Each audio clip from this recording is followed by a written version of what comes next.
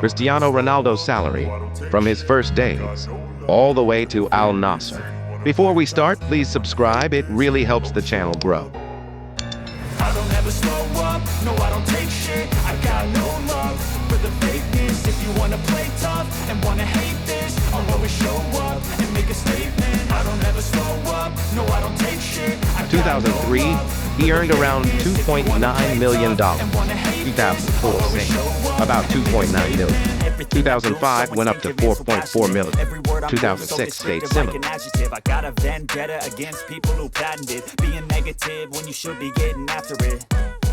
I got facts over tracks, this and that. 2007, boom, around 12 million. Think I'm okay at last, but I don't know if that can 2008, same again. the pettiness, a reflection of the emptiness, hilarious. You think 2009, joined Real Madrid, earning about 16 million.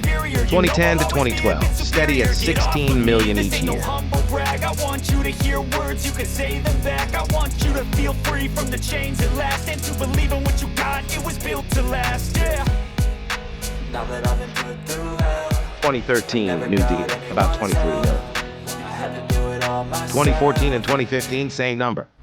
I don't ever slow up, no I don't take shit. I got no love for the fakeness. If you wanna play tough and wanna hate this, 2016 raised to 28 million. 2017, same deal. No I don't take shit. I got no love for the fakeness. If you wanna play 2018, moved to Juventus, now 36 million a year. 2019 and 2020, still 36 million. Wait, quick pause. If you're enjoying this timeline, hit that like button right now.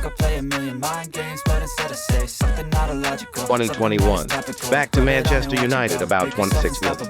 2022, same, before moving to Al-Nassr. 2023, record-breaking 200 million a year. 2024, still 200 million. 2025, around 208 million. The biggest salary in football history, from 2 million to over 200 million. That's Ronaldo's journey.